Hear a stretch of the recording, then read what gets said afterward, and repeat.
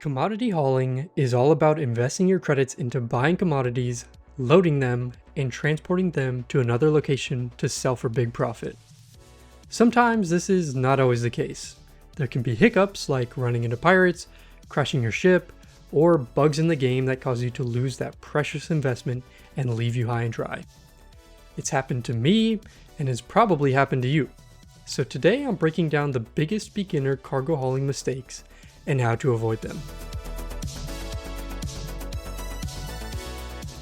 Mistake number 1, investing all your credits. Most beginners spend 100% of their money on one cargo run.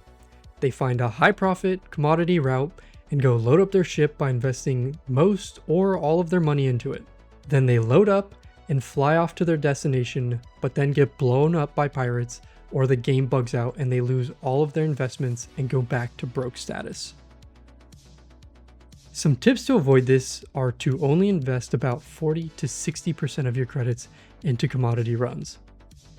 This will allow you to have the recovery money as well as not feel absolutely ruined if pirates or bugs end up ruining your cargo run.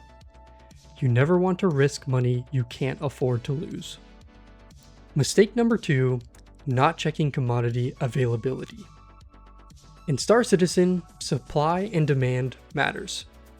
You can fly somewhere expecting to fill your ship to the brim, but when you arrive there are barely any in stock. This will waste your time, fuel, and lower your overall profits. Nothing feels worse than flying 10 minutes to buy cargo, and when you arrive it says 2 SU available. To avoid this, start with common commodities. This is something like copper, titanium, or any commodities that have a lot of availability at stations. This will allow you to fill up your ships consistently and get to grinding profits quicker. If you want 3 beginner commodity routes, check out my newest route video where I showcase 3 routes that have high stock and allow you to maximize profits.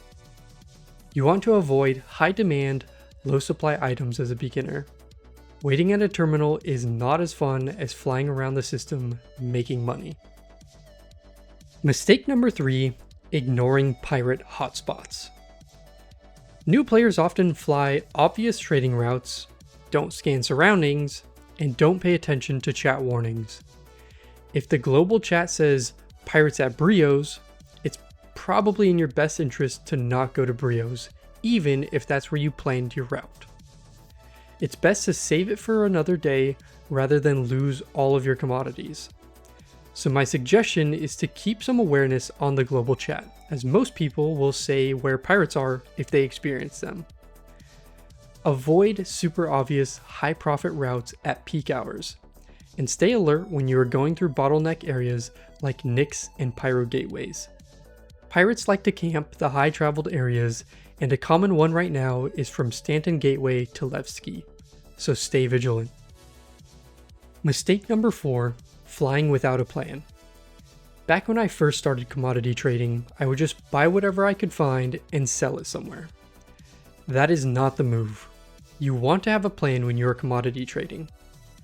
There are plenty of websites like UEX Corp, linked down in the description, that show you what locations buy and sell commodities and for how much.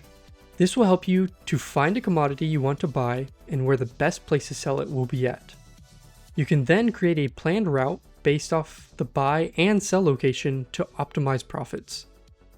This will help you maximize profit while having a good planned route to take while commodity hauling. At the end of the day, cargo hauling isn't really gambling, it's just logistics. Mistake number 5, choosing the wrong ship. Not all ships are ideal for cargo hauling.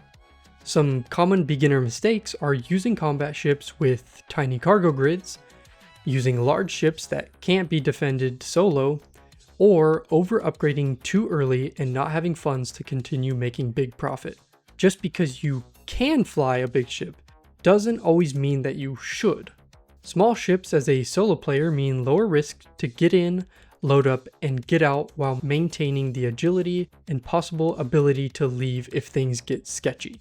Larger ships offer higher profits but are going to be pirate magnets, and if you are flying solo, you are just a sitting duck.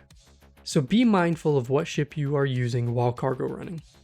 If you are solo, maybe use a C1 Spirit, as it's going to allow you to maintain decent amount of profit while being agile enough to get out of bad situations. But if you have a few people with you who offer protection or want to ride along and can man the turrets, then a C2 or Caterpillar might be the option for you.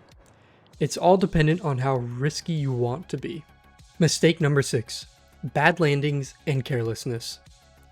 Everyone has done it, and especially if you are new to the game, learning the weight of bigger ships can be tricky.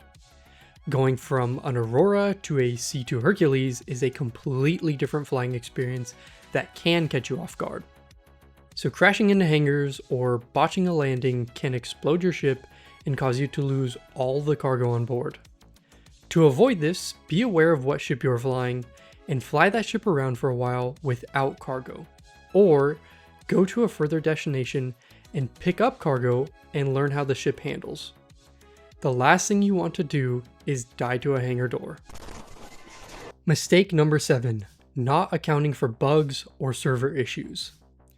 Let's all be honest, Star Citizen is by no means a perfect game. Elevators bug out, cargo doesn't always load, and there's the infamous 30k errors that plague the verse. When cargo hauling, you have to be aware that these can happen to you. This is another reason why you should not invest 100% of your credits into a single cargo run. If you get hit by a 30k or the cargo does not load, you will not have the funds left over to try again. This does not mean that this will happen to you, but it is something to be aware of. I have really only lost my cargo a handful of times to something like a 30k in my years of playing Star Citizen, but it can happen. Cargo hauling in Star Citizen can be insanely profitable, as long as you do it right. A lot of these mistakes are mistakes that I made back when I was learning how to do cargo hauling.